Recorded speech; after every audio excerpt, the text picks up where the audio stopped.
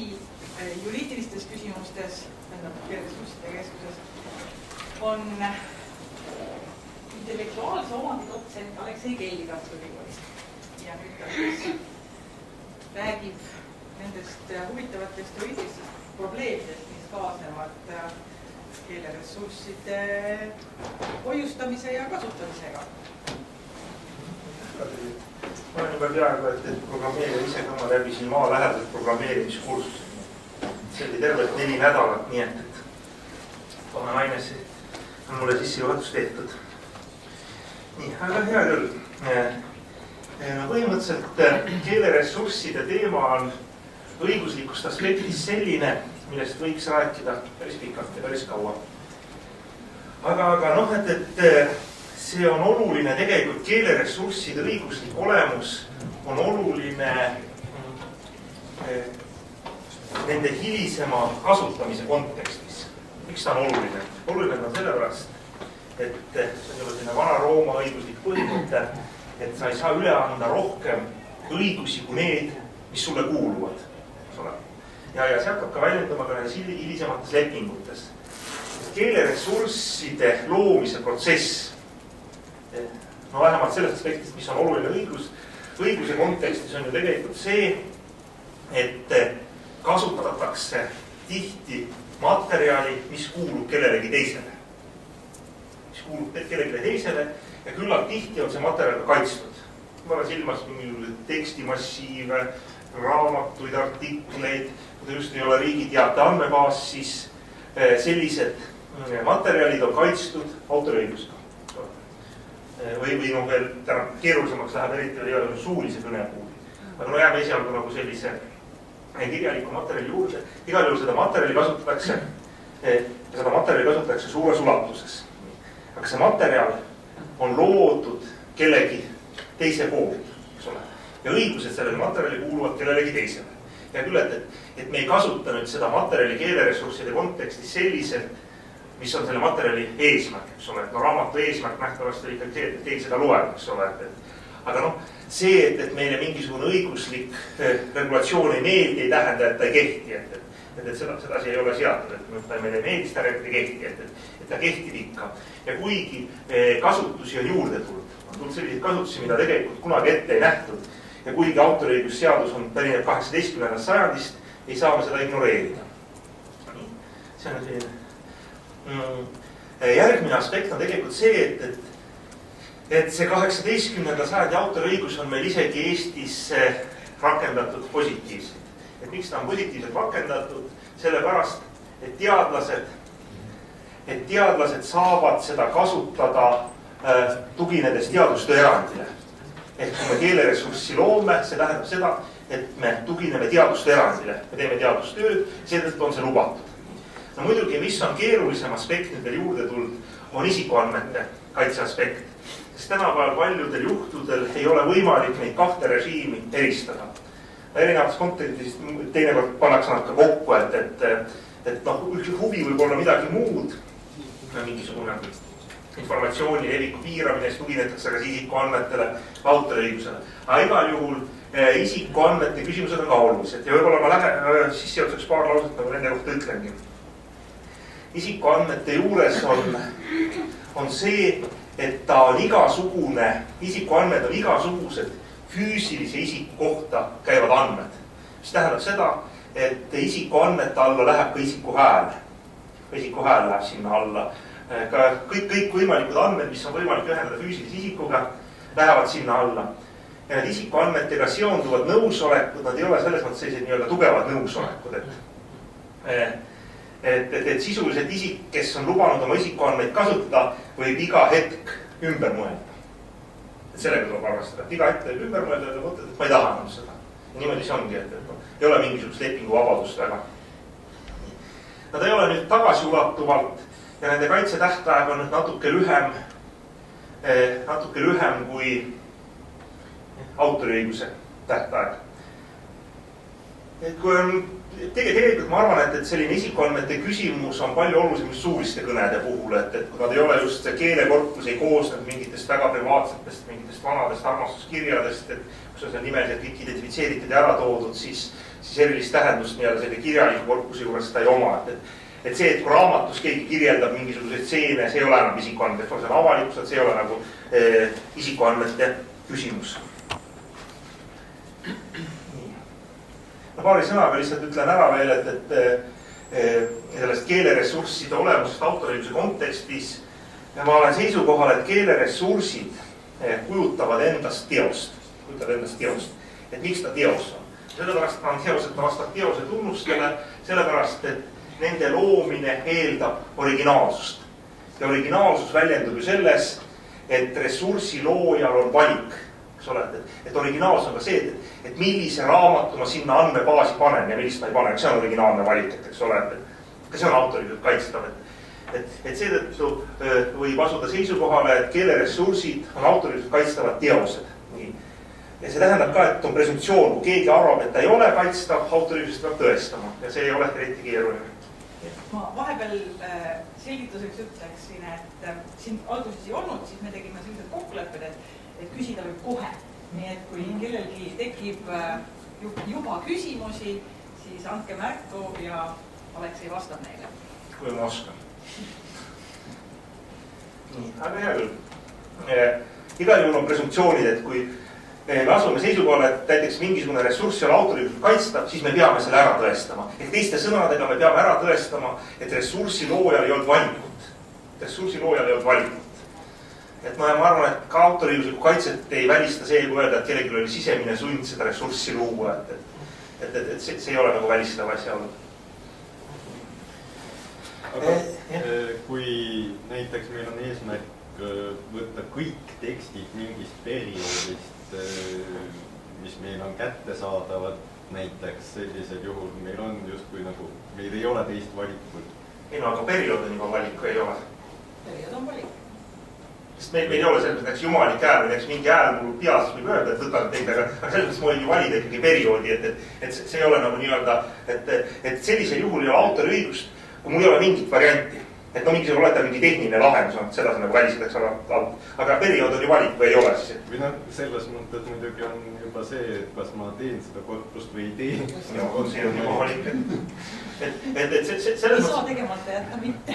Et miks ma nagu üldse seda käsitlen, ma arvan, lihtsalt sissejuhatavalt on seda oluline teada, et nad on kaitstavad autoriõiguses, sest me vaatame, kuidas nagu edasi saab, et selle taha ei saa minna, selles mõttes see on nagu selline tühi diskussioon, et või et äkki ta ei ole kaitstav ja et kuidas, et noh, see on nagu selline tühi diskussioon. Sisuliselt on kaitstav ka see, et kui ma panen tühja viinapudeli laua peale, ma teen sellest pildi, ka see on kaitstav. Et miks ta kaitstav? No esiteks mul oli valik, kas ma teen viinapudelis pilti, ei tee, kas ta on tühi, kas ta on täis, mis nurga alt ma teen, kas ülevalt vaatest, alt vaatest. Et juba see annab nagu originaalsuse. Et selle taha asi ei jää, et ressurss ei ole autoriõiguslikult kaitstav. Aga see valdkonna määratus? No mis ta on siis kirjandus või teadus, et millegi alla ta ikka läheb, et ega see valdkond on ka nagu paindlik. Aga see on siis ikka see, et kunst ei ole kunsti teha, vaid kunst on kunstis kunsti näha. Et selle taha ta nüüd ei jää ja pigem ikka, et see valdkond ei sobi kuidagi, ta on ikkagi sinna mahutatav. Ja see, mida mängi ka rolli, et kas nüüd see ressurss on hea või halb, et ütleme, ta on täiesti nagu vigaselt kirjutatud, ta täiesti defektne, ta üldse ei toimi, ikkagi ta on kaitsta, vahet ei ole, et võib-olla mingi üksik viga, et küsida, kas viga kui selline on autoriõiguslik teos, et no pigem viga kui selline ei ole, et aga see viga võib näidata, et sa oled kopeerinud. Kui sa koos vigadega kopeerid, see näitab, et eks ole, et sa oled kasutanud. Nii on presumptsioonid, on autoruse presumptsioon, kui keegi väidab, et ta on autor, siis me eeldamegi, et ta on autor ja me peame tõestama, et ta ei ole autor. Ja reeglina, kuidas see ikka, eks ole. Muidugi probleem on natukene nüüd tõusetub ja tegelikult, mida me lepingute kontekstis räägimegi, seoses juriidiliste isikutega. Eks ole, juriidiliste isikutega. Juriidilised isikud on ju oma olemuselt, eks ole, fiktsioon.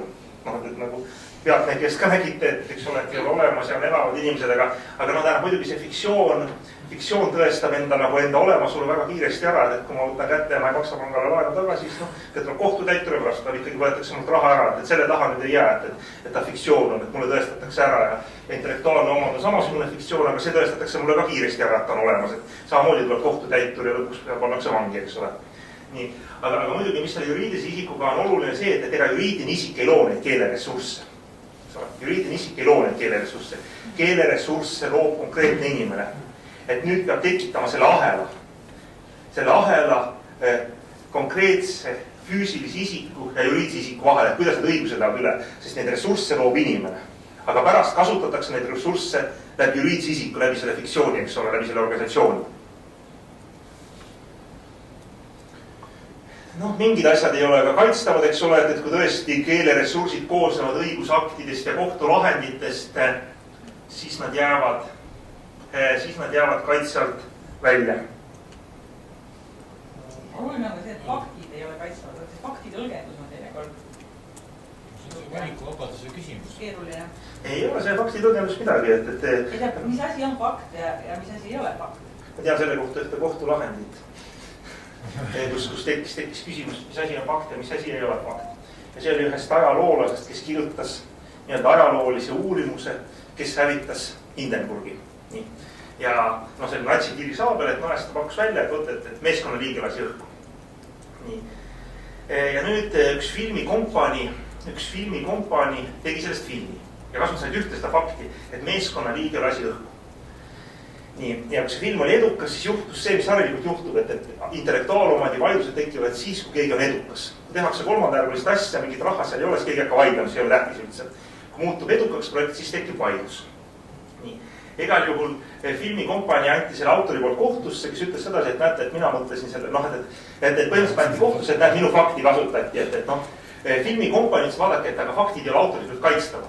Aga muidugi, mis autor ütles sedasi, et kui ma seda raamatut kirjutasin, tegelikult ma ei teadnud, ma valetasin seal raamatus. Aga fakt peab olema tõsi, eks ole. Et fakt peab olema tõsi, et ei ole kaitstav, et aga mina valetasin, see ei ole tõsi. No ja siis kohus tegi seda, mille pärast juristi vihatakse. Kohus ütles seda, et fakt on ka see, mis tõsi ei ole. Aga iseenesest oli täiesti loogiline, see oli ka täiesti loogiline seisukoht, sest kui me ütleme sedasi, et ainult kaitstav, mitte kaitstav on ainult selline fakt, mis on tõsi, siis tegelikult me kõik asjad oleks kaitstavad, sest läbi teadusajaloo me näeme, et muudkui tulevad nüüd uusi fakte juurde, vanu kummutatakse, et seetõttu ma arvan, et selle taha nüüd ei jää, et mis on fakt, mis ei ole, et fakt juriidilises kontekstis on ka see, mis tõsi ei ole, aga mida esitatakse faktina. See on selline lihtne õiguspõhimõte. Autoriõiguse tekkeks ei ole vaja mingisuguseid formaalsusi täita, midagi ei ole vaja teha. Ja muidugi natuke võib see olla eksitav, et miks ta eksitav võib olla? Ta võib olla eksitav sellepärast, et võib tekkida vaidlus, kes ikkagi on see looja. Ja et kui ei ole nagu tõendid, kus sa tõestad, et sina nagu olid, et praktilises kontekstis võib ka probleem olla. Et kuigi öeldakse formaalselt vaba kaitse, mina loon, mina olen autor, siis pärast sa võid ikkagi tõestama. Peab tõestama, kui sa ei suuda tõestada, siis on probleem. Ja muidugi teose avalikustamise küsimus. Eriti tegelikult on see nii-öelda väga hall ala selliste ressursside kontekstis, kus kasutatakse avalikustamata teoseid. Sest teaduste erand ehk luba kasutada autoriõiguslikku materjali teaduste eesmärgil laieneb ainult sellisele materjalile, mis on avalikustatud. Ta ei ole avalikustatud, järelikult ta ei laiene. Järelikult on nõusolekut vaja. Ja see avalikustamine on ka küllalt keeruline esmapilgul selline kontseptsioon. Et kui me võtame näiteks selliseid tänase seminari, siis see seminari, mis on räägitud, mis tarvatakse võib öelda, kas on avalikustatud või ei ole. Põhimõtteliselt ei ole avalikustatud. Avalikustamine tähendab, et on võimalik piiramata isikute arvu juurdepääs. Et kui ma sama jutu räägis siin samas hotellitrepil ära, ütleme, et üks asotsiaal ainult kuulab, siis oleks avalikustatud. Kui ma räägin saalidele rahvale, aga ta on kindlalt määratud, kes võivad siia tulla, kuidas tulla, siis põhimõtteliselt ei ole avalikustatud. No kui ta on juba internetis, siis ta põhimõtteliselt on juba avalikustatud. Aga kui ta on interneti ligipääsu autentimist nõudvas osas? No siis oleneb mida sa täpselt nõuad, kus sa peab sinna panema, et kui ta on, siin on Euroopa kohtulahendid olnud seoses linkimisega ka, et põhimõtteliselt avalikustamine tähendab, et määratlemata isikute arvul on juurdepääs. Kui sinna juurdepääs paned näiteks eestlased saavad kõik juurde, siis ta on ikkagi nähtavasti, et avalikustatud. Kui sa paned näiteks sinu 3 sõprat, siis ütled küll, et internetis näed mina, aga minul veel 3 sõpra saavad, siis ta ei ole avalikustatud. Määratlemata isikute arv peab olema. Kui ta on kindlaks määratav, mingit tunnustalused siis ei ole. aga kui see seminar siin näiteks on välja reklaamitud, et kõik võivad tulla, siis ta ikkagi on ju. aga kõik võivad tulla keelevaldkonna inimesed, kui ta on nagu reklaamitud näiteks poliitilise üritusena.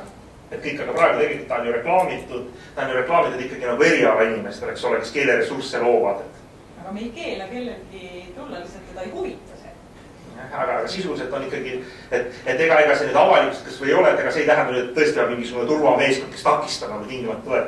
Aga ta ei ole ju olnud ju suunatud sellele sisuliselt, ta ei olnud ju suunatud. Ta on suunatud pigem ikkagi konkreetsetele isikutele. Ta ei ole ju selles seminar, et arutame, kuidas elu paremaks teha. No me oskasime prognoosida, et maksimum, parimal juhul 30-40, eks ole. Et me suutsime seda ikkagi. No sellest te saite üle läbi nõusoleku küsimuse. Nii, tekivad õigused ja muidugi probleem on palju, et mitte teil väga palju segadust tekitada nende õigustega, aga ma ütleks, et üks kõige suurem probleemistik seondub ikkagi isiklike õigustega. Ja miks isiklike õigustega seondub? Sellepärast seondub isiklike õigustega, et isiklikud õigused reeglina ei ole tehingu objektiks. Et äri ei tehta isiklike õigustega. No näiteks, et mis on isiklik õigus, et autorit ei tohi teotada. No ma ei lähe mingit lepingut väga sõlmima, et kuule teotamine, et nüüd lepime kokku, eks ole. Et kui me nagu sõlmime, kas see leping kehtib või ei ole. Aga tähendab, et kuna meil isiklik õiguste kataloog on võetud Prantsuse süsteemi pealt, ja prantslastel on, eks ole, väga sinna tugev isiklike õiguste kaitse ja nad on võõrandatud ja nii edasi, siis nagu te näete, näiteks on siin ka sellised õigused nagu teose puutumatusega. Mis tähendab, et isikliku õiguse rikkumine võib olla ka see, et kui seda ressurssi nüüd edasi arendatakse. Nüüd oli muidugi intellektuaalomandi reform, mis on praegu ministeeriumis ja esialgu ootama uut riigikogust, ei olnud mõtet lihtsalt vanasse riigikogu saatest oleks välja kukkunud, eks ole.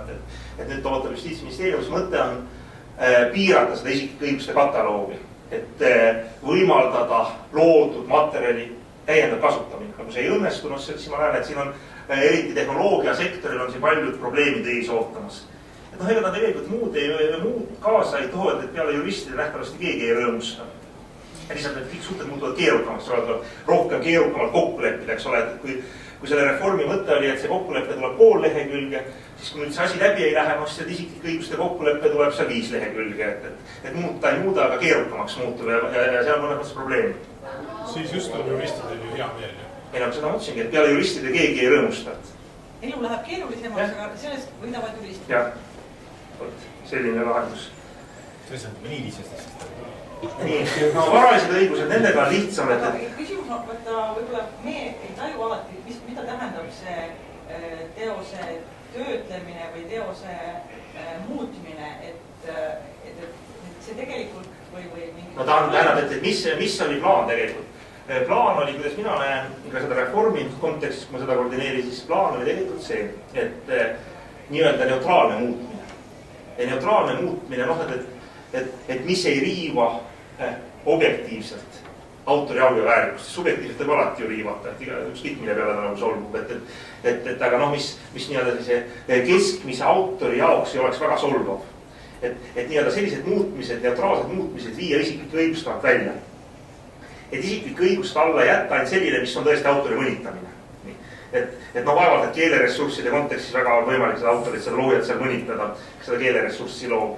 Kas mõni väga tundlik, ütleme see tänanegi siin, eks ole, salvestatakse, see on põhimõtteliselt keele andmestik ja siis meil oli seal juttu sellest, et edaspidi tohib seda, sest ta on isikuandmetega seotud, et edaspidi tohib seda tsiteerida isikuandmed tuvastamata kujul. Aga kui keegi ütleb, et aga see on minu teos ja sa vahetasid seal Kadri nime hoopis Juku nimega, et siis on see ka tema teose. Ja oleneb kontekstis, et reeglina, isiklike õiguste teema on keeruline teema, et reeglina võivad seal vaidlused sellised tulla, kus nagu ei ootagi neid. Ja isiklike õiguste suhtes on keeruline üldse kokku leppida, aga ma ütlesin, et ei ole nagu tehingu objektiks, eks ole. Kunagi oli Rootsis mingisuguse muusika autoriga oli vaidlus, ja mingi hetk muutusid populaarseks, olid mobiiltelefonidele pandi mingite lauljate laulud, eks ole. ja räägib nagu mobiiltelefoni ees ja mida sa teed, sa vajutad ta kinni, eks ole. Nii. Aga nüüd see muusik ütles, et tema teose terviklikkust rikuti. Iga kord, kui telefon nagu helises, keegi nagu vajutas kinni, eks ole. Et tema terviklikkust rikuti, et ikka teda autor, tema oleks pidanud nagu lõpuni kuulama ja et noh, või mis vaidlusi veel on, et mingisugune kunstnik tegi betoonist haned kaubanduskeskusse ja see olid jõulud ja siis müüjad panid hanedele paelad kaela. Ja siis see oli tema isiklike õiguste ja kuidagi autorit naeruvääristati, et tema mõttes ikka see haned on nagu selline tõsine asi, et noh, ja nüüd pandi, et sinna, et vaidlusi tuleb ja probleem on just see, et isiklikud õigused, nad ei ole nagu sellised head tehinguobjektid.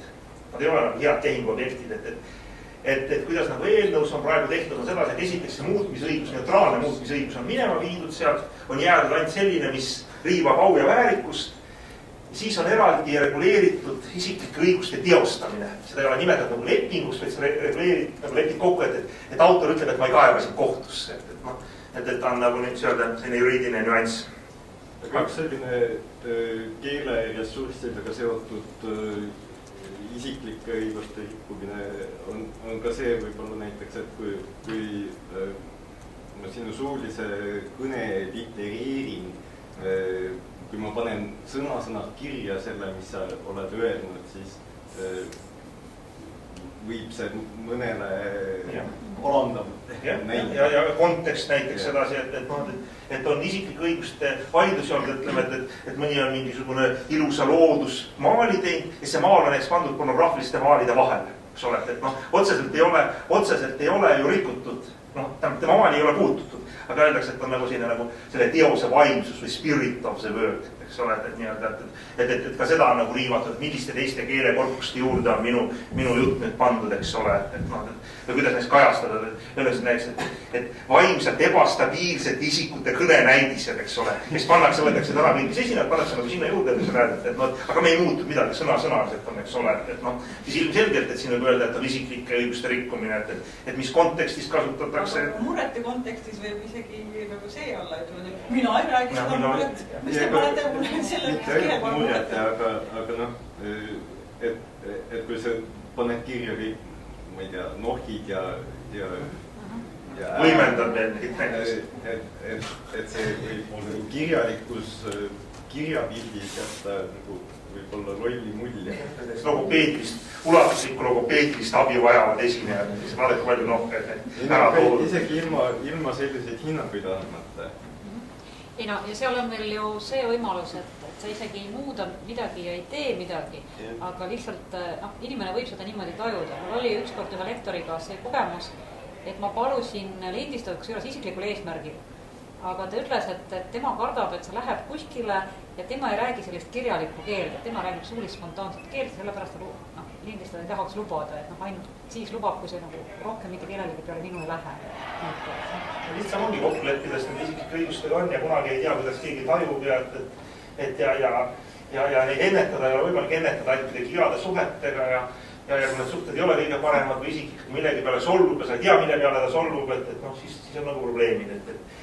Et muidugi nähtavasti eks mingisugune tulevikutrend on ikkagi see, et tehnoloogia valdkond ikkagi rohkem nagu eraldab sellest kunstivaldkonnast, aga noh, võta nüüd kinni, et kas see on nüüd kunstivaldkond rohkem need keelekorpused, okei, kui ta on mingisugune tarkvara, mis seal, ma ei tea, bensiinijaama tööd suunab, et siis ta nähtavasti ei ole, võiks nagu selline tehnilise asja alla minna, kuidas need keelekorpused, et ma arvan, et siin ka nagu väga palju abi ei ole. Aga praegune probleem praeguse regulatsiooniga on see, et üks ja sama asi on kaetud kahe õigusega, varalise õigusega, isikliku õigusega. Ja et ega siin nagu sellist mingit head eristamist, et kuidas nüüd eristada, kust läheb ühe piir, kust läheb teise piir. Et mõte oligi nagu eristada sedasi, et see on au ja väärikus siin muutmine ja see on lihtsalt tehniline muutmine. Sest on siin ridamisi vaidlused, kus film on näiteks tehtud, on algselt must-valge olnud ja siis on ta vääriliseks tehtud. Ja see on öelnud, mul on, et mul oli sinu algne kogu see kommunikatsioon, mis mul oli, et nüüd on kõik ära solgitud, et see ei ole, aga noh, praegune see olukord on ja et see, et kui seda nüüd ignoreerida, et ega see ei tähenda, et ära läheb. Et sellega tuleb lihtsalt arvestada. Aga nüüd jõuame selle juurde, et autori õigus näeb ette ka teatud erandeid. Ja sisuliselt nendele eranditele tuginedes ongi toimunud keeleressursside loomine. Sest näiteks soomlased on need erandid ära andnud. ja noh, muidugi nende igasuguste privileegide äraandmise või kellelegi antakse privileegid ära või kellelegi need säilivad, eks ole, kui need erandid on ära antud, see tähendab õigust oma raha küsida, eks ole. Ja kuna tulevad igasuguse teaduskasutusega alati raha küsida, see ei ole eriti realistlik, et ta on nõus sellest loobuma, sellest privileegist, eks ole. Privileegi on lihtne anda, aga mine küsi pärast tagasi, see on nagu mingisugune toetusraha, eks ole. Kõigalt annasid, et kuule, et me mõtlesime nüüd ringi, et kuule, enam ei anna, et see ei ole väga populaarne otsus, see on poliitiliselt väga raskelt läbi viida. Aga no, et Eestis ikkagi meil on teaduste erand sees ja seda seda teaduste erandit sai nüüd sedasi ka täpsustatud. Isegi siin ma pean niimoodi autorsele viitama, Kadri midagi panustas ja Urmas Sutrop saatis mingi definitsiooni ja keegi veel midagi kirjutas seal nii-öelda crowdsourcingu korras tehtud, et selgitus ka sinna juurde, et aga noh, praegu ta ei ole nagu sellisel kujul, tagasi minna, praegu ta on nii-öelda mitmes koostoimes, et kasutamine illustratiivse materjali teaduslikul eesmärkidel, reprodutseerimine on kopeerimine, et kõiki neid koos nagu tõlgendades ja laiendavalt, siis ütlemegi, et keeleressursside loomine, kui ta toimub teaduste kontekst ja tugineb nendele. Sest kui nendele ta ei tugine, siis järelikult tuleb nõusolek küsida. Ega siin muud varianti ei ole. Kui ta materjalide kasutatakse on kaitstav, see on 2 varianti. Kas seadus lubab või kui ei luba, siis on nõusolek. Täpselt samamoodi on ka isikuandmetega. Kas seadus lubab ja kui ei luba, siis on nõusolek. Muud varianti ei ole.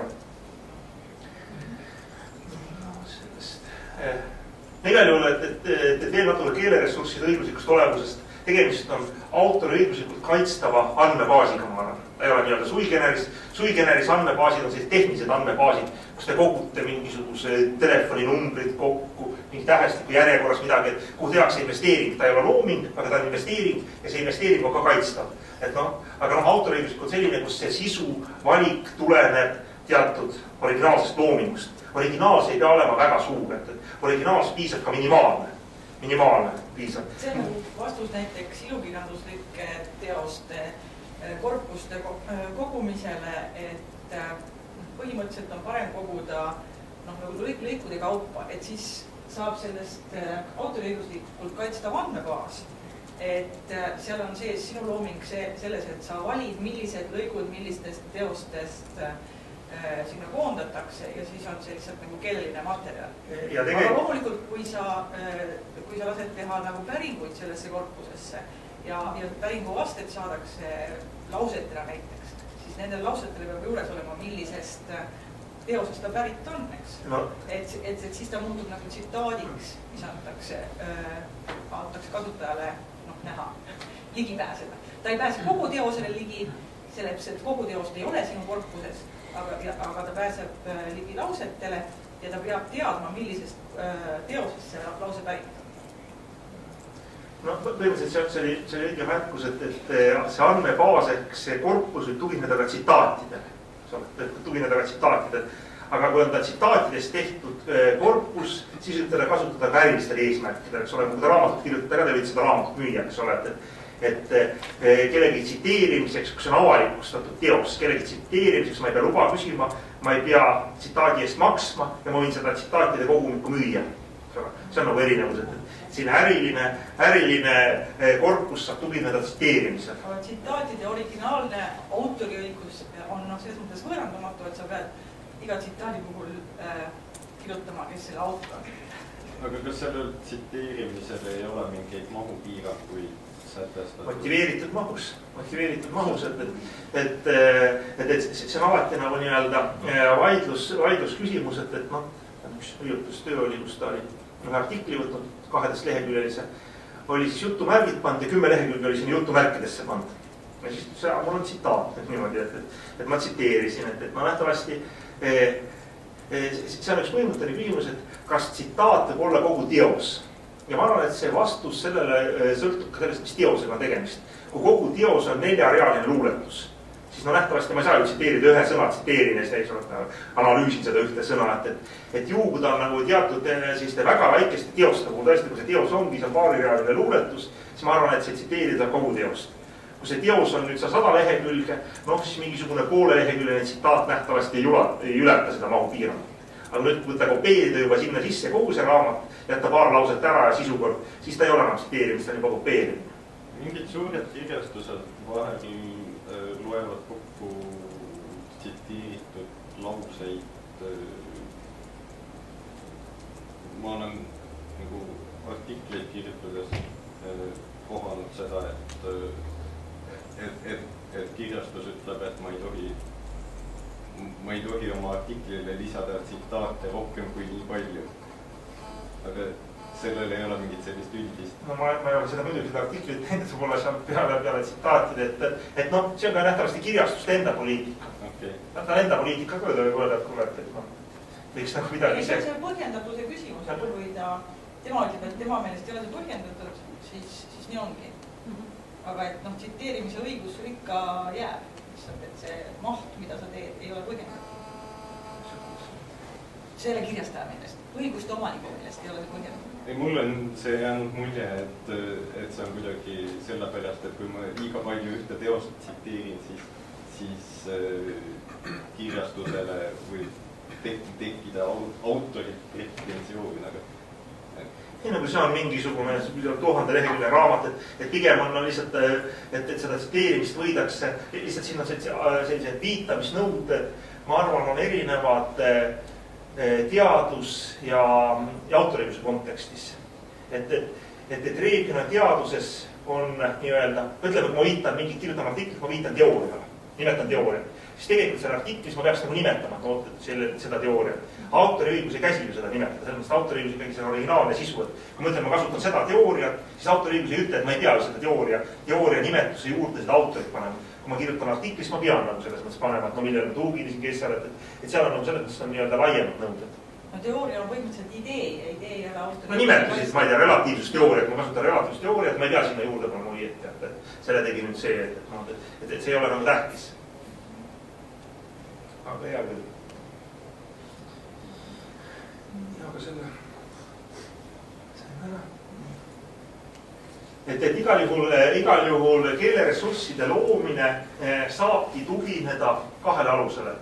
Kui me räägime, et me kasutame materjali, mis on kaitstav, enamalt materjali on kaitstav, siis sisuliselt saab ta tugineda kas teatud piirangutele, teadusteema tsiteerimine või siis nõusolekule. See nõusolek on litsentsimudel. Euroopas on eriti kirjastajad nagu väga jõuliselt toetanud seda litsentsimudelit. No miks nad on tahavad kontrolli säilitada, eks ole, et oi, et me ikka anname tasuta. Et mina isiklikult seda litsentsimudelit ei toeta. Ja miks ma seda litsentsimudelit ei toeta? Ma ei toeta seda sellepärast, et aga kui meil ei ole kellega litsentsi teha, kui te võtate seal kuskilt perekoolist teete mingisuguse koopia, et seal mingi üks kägu ütleb ja teine kägu ütleb, et no kelle käest teist nagu seda nõusolekut küsite. Et see on lihtsalt nagu probleem, et palju sisu luuakse nii-öelda määratlemata isikute poolt. Et kui ma ütlen, et ongi vaja litsentsimudelit, siis kuidas te nagu selle sisuga toimetate edasi, kus teil ei ole mitte kellegi küsida nõusolekut. Et see on üks probleem. Teine probleem, et kirjastajad ütlevad küll, et oi, et me anname tasuta ja sedasi, aga lõpuks ikka tuleb mingi administratiivimiskulu, mingi see kulu, et see jõuab ikkagi nagu lõppastmes selleni, et tuleb hakata maksma. Et see on nüüd see teine asi. Sellega ma juba sain näidatud ära. Ja neid keeleressursse siis, üks asi, mida ma nüüd siia käsitlesin, oli see nii-öelda üldine õiguslik raamistik, eks ole. Ma isegi kopeerisin majandusteadusliku terminoloogia, kui te püüdsin seda iseloomustada. Igal juhul on selline üldine raamistik on ümber, see on need õigusaktid, mis reguleerivad seda. Ja sellest, mis on üle ka ümber. Ja nende sees nüüd tuleb see lepinguline raamistik. Ja ma saan aru, et täna see põhifookus, eks ole, ongi nendel põhifookus ongi nii-öelda nendel lepingulisel raamistikul. Ja see on see, et on see üldine õiguslik raamistik, aga kui me nüüd konkreetset ressurssi loome ja tahame seda anda kasutada, siis me peame läbi mõtlema selle, mis tingimustel ta kasutada võib. Et isegi siis, kui see on puhtalt õiguslikul raamistikul baseeruvad kasutustingimused, isegi siis me ei saa öelda kohta, et vabakasutus, et me võiksime natuke detailsemalt ütelda, et vabakasutus milles suhtes. No esimene kategooria isikuid, kellest me räägime, on eks ole töötajad, kes töö käigus loovad. Et ma mõtlen ette, suurem osa ressursse nähtavasti luuaksegi töösuhte käigus. Ja kui inimene on selle jaoks tööle võetud, tema tööülesanne ongi neid ressursse luua, kirjutada seal mingit, no seal on mingid omad nüansid, tarkvara läheb ainult 7, aga no üldises plaanis võib öelda sedasi, et kui inimene on tööle võetud, tema tööülesanded on täpselt öeldud, et tema nüüd peabki seda tegema, siis tegelikult autoriõigusseadus ütleb, et tööülesannete eesmärgil, no mis ta on töösuhte raames loonud, et see läheb nüüd tööandjale. No siin tuleb võib-olla veel, et selguse huvides nähtavasti on plaan, näiteks Tartu Ülikoolis teha nii-öelda eraldi veel akt, eks ole, et üle kirjutada ja leppida kokku see muutmise asi, eks ole. Moraalselt õigustab võtta, et ka tohib seda ressurssi muuta. Kui seda ressurssi muuta ei tohi, siis see tegelikult tähendab mida, et seda on lukus, eks ole, et no ei saagi midagi, et ta on pigem selline ajalooline väärtus tal nähtavasti, et kui tema mitte midagi teha ei tohi. Ma ei tea, võib-olla on ajaloo selline lukustatud ressursil ka oma väärtus, aga igal juhul plaan on seda, et saaks seda muuta. Et üks kategooria on siis need, kes nii-öelda nende konsortsiumi liikmetest, Tehnikaülikool, Eesti Keele Instituut ja Tartu Ülikool, inimesed, kes nüüd nende ressurssidega töötavad, siis sisuliselt töölepingu alusel, siis õigused lähevad üle. No muidugi töövõtu puhul on eraldi kokku leppida. See töövõtt on nagu eraldi, aga kui tööleping, siis lähevad seaduse alusel üle ja veel aktiga nagu täpsustada. Seda lihtsalt täpsustada, et näha, et kas inimesel, kas on mingi spetsiifiline huvi, et ikka öelda, et kuule, et see on ikka nüüd minule nii eriline, et ärge midagi muutke. Aga noh, siin muidugi tekib küsimus, et kui ta on nagu töösuhtes loodud, et see oligi nagu ülesanne, et miks siis ei või muuta. Aga noh, see on juba iga konkreetsel juhul läbirääkimisküsimus. Nii. Nüüd teine grupp seotud isikuid, kes on keeleressursse loonud, need võivad olla nüüd teised ülikoolid, eks Tallinna Ülikool, mõni instituut, mõni üksikisik, kes on loonud ressursse. Nad ei ole nüüd konsortsiumi liikmed, nad ei ole Tartu Ülikool, Keeleinstituut, Tehnikaülikool, nad on väljaspool loonud ja nüüd tahavad kuidagi koostööd teha. No igal juhul, et neid ressursse anda, litsenseerida, lubada neid kasutada. Ja nüüd Klaarini, üldine Euroopa raamistik raames on töötatud välja teatud tüüplepingud. Nii et ma olen püüdnud siin Kadriga koos neid eestindada ja selline nii-öelda täiustamise protsess jätkuvalt käib, et nad ei ole veel päris lõplikud, aga idee on tegelikult milles? Idee on selles, et kui töö käigus lähevad nagu nii otse üle, et ülikool ise teab, kuidas ta peab põhiliselt nende kategooriate alla panema. Nii, kui nüüd väljaspoolt tulevad nende ressursid sisse, siis nende ressursside juhtimise huvides on see, et me ei saa väga kirjute lepingutega need sisse võtta. Ta peab olema suht standardne, sest kui iga ressurss tuleb mingisuguse omalaadse lepinguga sisse, siis lõppkokkuvõttes, kui neid ressursse on palju, siis enam ei ole võimalik orienteeruda, et mis on millise režiimi, mille ressursiga tohib ühte teha, millega tohib teist, mida kolmandat teha. Et sellise üldise manageerimise huvides need ressursid lähevad kolme kategooriasse deponeerimislepinguga. Üks on public ehk nii-öelda need, mis on riigi teataja baasil tehtud, olete kõik seaduses kokku korjanud, pandud andmebaasi, et need võivad olla public, et igaüks kasutab, et ka selle deponeerimislepingu sõlmimisel tuleb arvestada tegelikult mida. Tuleb arvestada seda, et ei saa üle anda rohkem õigusi kui need, mis on. Kui teadustöö erandile tuginedes on loodud need ressursid, siis maksimaalne, millest me räägime, näiteks olla akadeemik ehk nii-öelda akadeemiline kasutus. Ta ei saa enam publikuks minna, sest kui te olete nüüd loomulikult loonud ta sedasi, et te olete kokku leppinud mingid litsentsilepinguid sõlminud, te olete loonud mingisugust mittekaitstavast materjalist sealt 1600 aastast mingist pärit mingitest tekstidest, see on muu juhtum. Siis ta võib olla public, aga kui ta on ikkagi loodud sellest, mis on kaitstav, siis publikuks ta ilma kokkulepeteta ei saa kindlasti minna. Et siin ongi need kolm kategooriad, üks on public, et kõigile avalikult kätte saada. Kogu ressurss, keegi võtab vaeva alla, vaatab, tee mis tahab. Et see tähendab, et ta on nagu nii-öelda täiesti vaba juurdepääs. Akadeemik tähendab nüüd tegelikult seda, et ta on nagu teadustöö huvides, et edasi arendatakse. Ja restricted ehk siis nii-öelda piiratud on nüüd selline ressurss, kus siis no reeglina ma võtan ette tulenevalt mingitest isikuandmete kaitsest ja sedasi, et see juurdepääs on veel piiratud. Ta on veel piiratud, ta on väga piiratud juurdepääs. Kuni selleni, et lõppastmes nagu juurdepääsu nagu ei olegi nähtavast, ma võtan ette, on ka sellised variandid mõeldavad. Et see on nüüd sisuliselt 3 võimalikku kanalit, kuidas keeleressursid võivad sisse tulla sinna konsortsiumisse. Et mingisuguseid muid variante väliti ei näe, sest need muud variandid muudavad asja keeruliseks, nad on manageerimatuteks. Pärast ei saagi nendega midagi enam teha, kui on palju kirjusid lepinguid, et sisuliselt on 3 deponeerimislepingut. Kui ta nüüd on nii-öelda need deponeeritud ära, siis järgmine ahel tuleb see TOS ehk Term of Services ehk kasutustingimuste leping. Et kuidas need ressursid nüüd lähevad edasi kasutajale. Et ta sõlmib selle kasutuslepingu ja pluss juurde konkreetse litsentsi. Ja see on konkreetne leping siis lõppkasutajaga, on see nüüd Creative Commons, GPL või midagi muud. Nii. No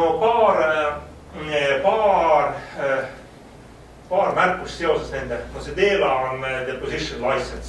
Tähendab nii-öelda. Ta nähtavasti on lähtutud samast põhimõttest, nagu me räägime EULA ehk End User License, siis on võetud Deposition DELA. Nii. Et see esimene DELA, kuidas nagu sisse võib tulla, see on ka selline venekeelne kõlab, eks ole. DELA, aga igal juhul see esimene avalik DELA on siis selline, kus te saate valida teatud avalike litsentside vahel. No miks nende avalike litsentside vahel valida on see, et no järsku te olete keeleressurssi loomisel tugined ka mingite avalikele litsentsidele. Ja probleem nende avalike litsentsidega on tegelikult see, et neid on väga palju. Et kellele nagu pähe tuleb, see mingisuguse litsentsi loob. Ja neid litsentsi on palju, et iseenesest see nagu paha ei ole, et on palju, aga probleem tuleb selles, et nad ei ole ühildatavad. Igal ühel võib olla mingisugune oma nüanss juures ja lõpuks, kui sa püüad kokku panna, siis lähegi kokku. Ja siin on antud nagu valida, et millise litsentsi vahel. No tarkvara puhul ma soovitaksin EUPL-it. See EUPL, et miks ma arvan, miks ta meie kontekstis GPL-ist on parem. Et no sisu on enam üks, et eks ole, seal on väiksed nüansid, aga miks ta meie kontekstis on see EUPL on parem, ta on sellepärast, et kui tekib vaidlus, siis see vaidlus on meil Eestis. GPL-i puhul me ei tea, kus see vaidlus täpselt, seal on nagu eraldi üllatused tulla, aga EUPL-i puhul on see, et see, kes nagu litsentsi annab, et selle asukohas, et see on nagu oluline, et kui te muidugi tahate kuhugi Saksamaale või Ameerikasse vaidlema minna, siis see on ka jälle kultuuriline kogemus ja täiele, eks ole, sõnavara ja inimesena kasvatajat, aga noh.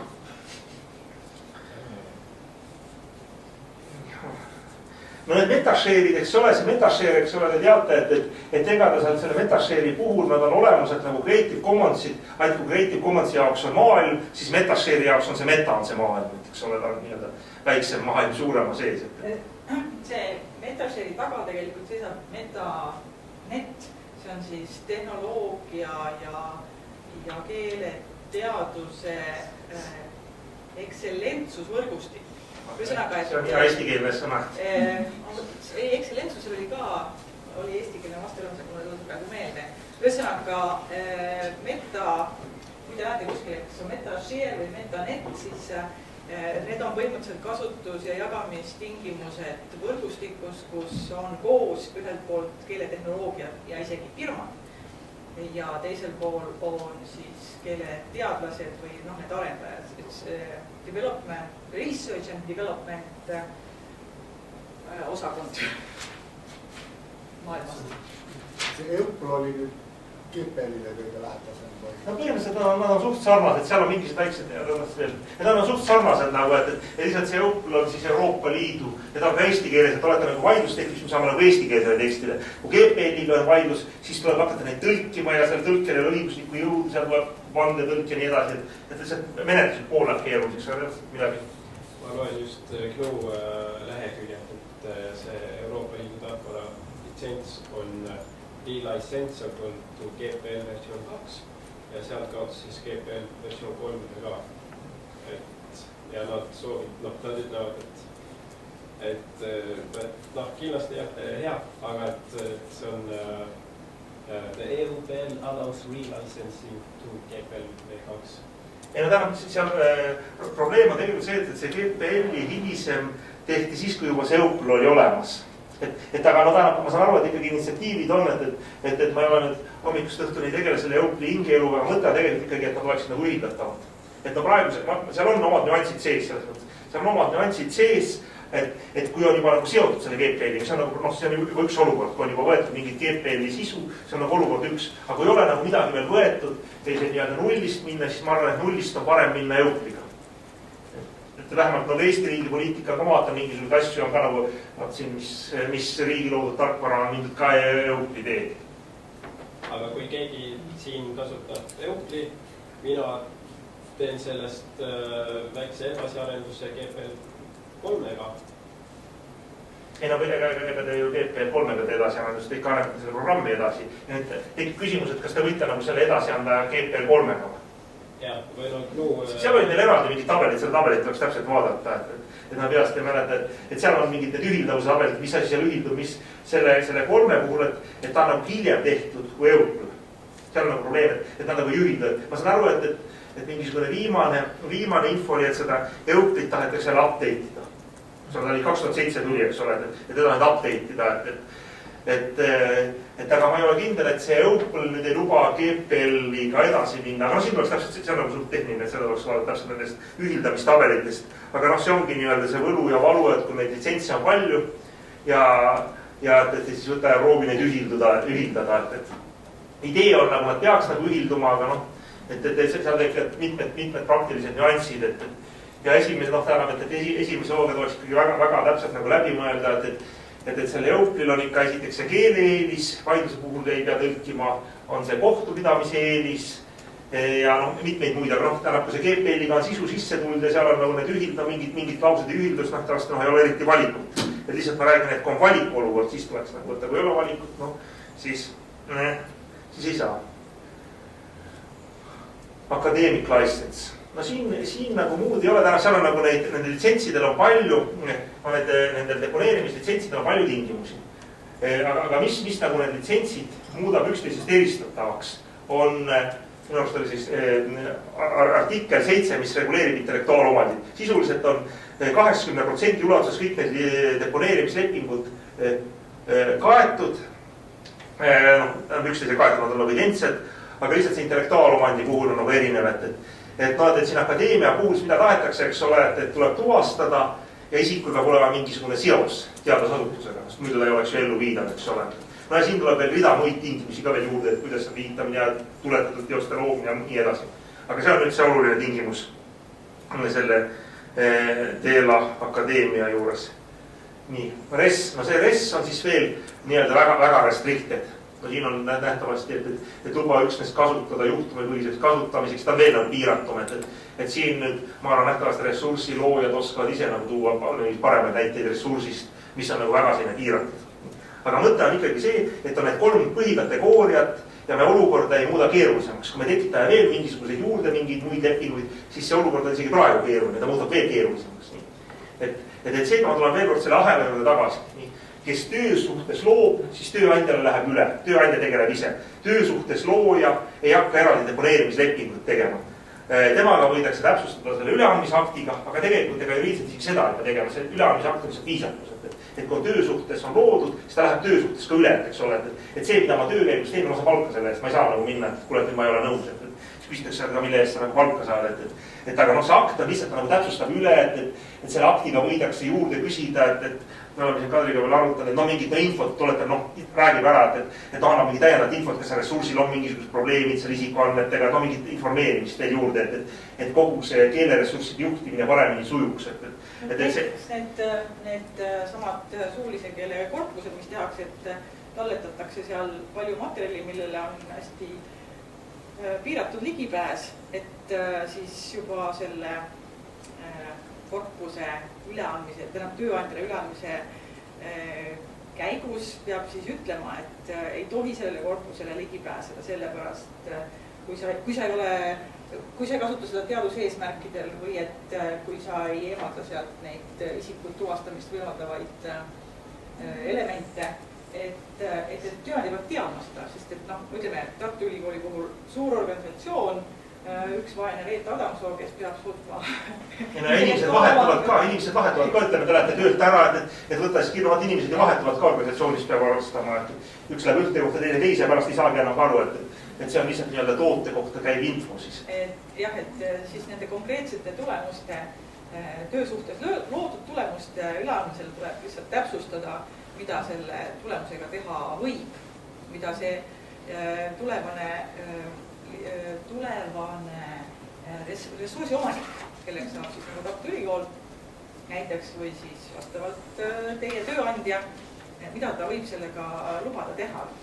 Kui ta neid TOS-i, eks seda kasutustingimusi sõljunud on nii, kuidas et igal juhul see esimene ahel on, kas töösuhtes läheb üle või kui ei ole töösuhet, näiteks üks ülikool annab teisele, siis tuleb see deponeerimisleping. Nähtavasti konsortsiumi partnerite puhul on see teistmoodi natuke, aga kes ei ole, nagu see antakse nii-öelda see DELA-ga üle, deposition license. Nii, no nüüd, kui on nagu ressursid on nüüd selle organisatsiooni käes ja nüüd hakatakse seda levitama, siis see levitamise puhul ongi nüüd see, et see levitamise, kes kasutada tahab, kasutaja siis sõlmib levitamisele kasutustingimuste lepingu, eks ole, see on see DOS. Ma teen üks väike märkus siia juurde, et noh, see DOS on selles mõttes nagu universaalne termin, aga see klaarin on siin ees sellepärast, et need on välja töötatud, see raamistik on välja töötatud klaarini projekti raames. Nii et, ja kuna Keeleressursside Keskus on see, kes on nii-öelda Eesti esindaja, või teab klaarini esindaja Eestis, siis me teeme klaarini raamistiku järgi.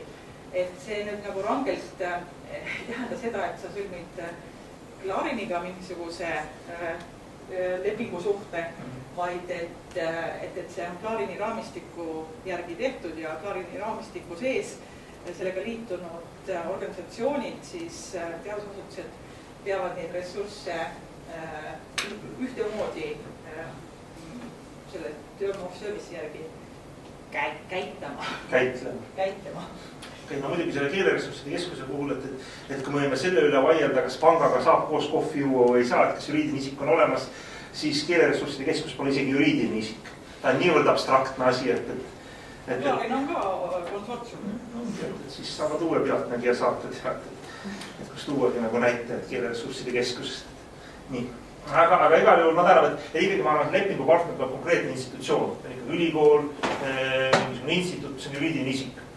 Sest konsortsium on ikkagi selline nagu ühise tegutsemise leping sisuliselt. Vaba abielus olevad inimesed tegutsevad sama lepingu alusel. Loojate seisukohalt on see enamasti nii-öelda tööandja. See, kes on niivõrd juriidiline isik, et ta saab teile palka maksta. Jah, nii. Ja põhimõtteliselt siis siin oli selle klaarini ära, et ta selle DOS-i ka, et lihtsalt ma selle DOS-i kasutan, kuna ta päris palju nendes Keeleressursside Keskusest läheb läbi, et lihtsalt nagu kuidagi nagu silma ääres me saadaks aru, et mida me mõeldakse, term of service siis. Et on selline lühend. Nii. See läheb nüüd lõppkasutajale. Keegi tahab nüüd ressursse kasutada, nii siis raamistikuna ta alati sõlmib esiteks term of service siis ehk kasutustingimused ja nüüd konkreetne siin tuleb veel üks leping juurde kasutamiseks. Üks on nii-öelda seda, et ma võin üldse kasutada, eks ole, et ma võin üldse kasutada, eks ole, ja et nüüd ma mida konkreetselt tahan, et ma pean nagu juurde lepingu sõlmima. Et reeglina nähtavasti nad tulevad ühel ajal, aga mõte on seda, et juba konkreetne litsentsileping, kuidas ma võin kasutada seda, et ja siin nad tulevad jälle kolmeks lähevad, eks ole. Ei ole väga originaalne lahendus, eks ole, avalik, akadeemiline, piiratud, eks ole. Jälle seesama tuleb, eks ole, mängu. Nii, ja veel, mis on nagu selles term of service, siis on kirjas nende kasutustingimustega, siis ülikoolid ja need keeleressursse pakkuvad institutsioonid püüavad piirata oma vastutust. Et need keeleressursse pakutakse nii, nagu nad on. As is. Et mis selle asja mõte on, et kui keegi täpselt võtab, kasutab midagi, ütleb, et oi, et näed, mul tekkis nüüd kahju, et mul midagi, et mõte on vähemalt üritada piirata. Kunagi oli üks kaasus, kus oli Koka raamat, kus oli mingisugune asi, oli valesti kirjutatud, oli mingi hoopis mürgine taim, siis keegi keetis suppi ja sõi ära ja suri ära. Et tekkis küsimus, et kas see Koka raamatu looja nüüd peab vastutama või ei pea, et kas see on toote vastutus või ei ole tootja vastutus. Et nähtavasti, et kui seal keegi on valesti mingi retsepti kirjutanud, et me ei taha nagu vastutada. No meie kontekstis ja hommikuste juttudega haakuvalt on see, et Keeleressursside Keskus ei taha saada neid tarkvarajuppe, mille kohta me ei tea, et kuidas neid tööle saab. Et see oli see Dockeri jutt, et me tahaksime ikkagi Dockeris kirjeldatud menteerina saada, et mitte võtta endale vastutust sellepärast, kui ei tööta, nii nagu lubatakse. See on siis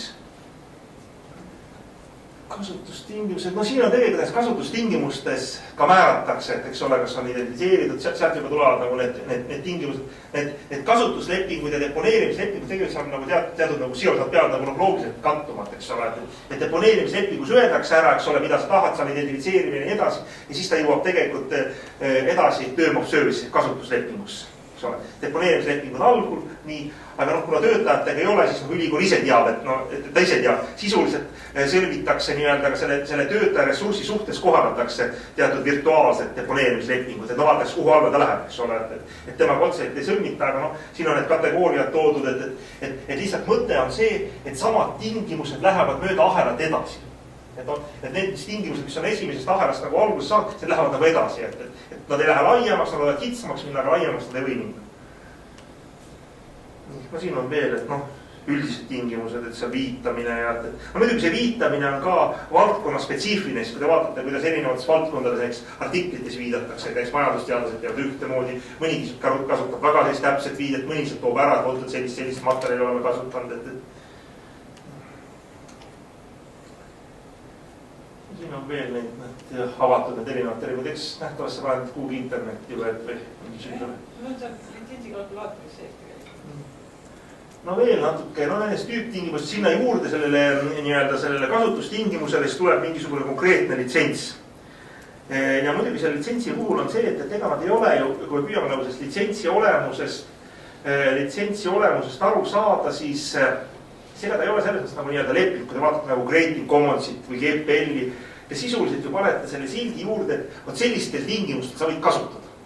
Et see, et kui mingil asjal on silt juures, see ei ole ju leping selles mõttes. Et leping on see, kui mingi hetk keegi kasutab, eks ole. Et see järelikult ta aktsepteeris, et see, kui te mingisugune sisule panete, ütled, et see on nüüd Creative Commons Zero või see on mingi Creative Commons, seal mingi share alike, siis ega see ei ole ju veel leping. Leping on ju see, kui keegi võtab kasutab, kui ta kasutab, noh, siis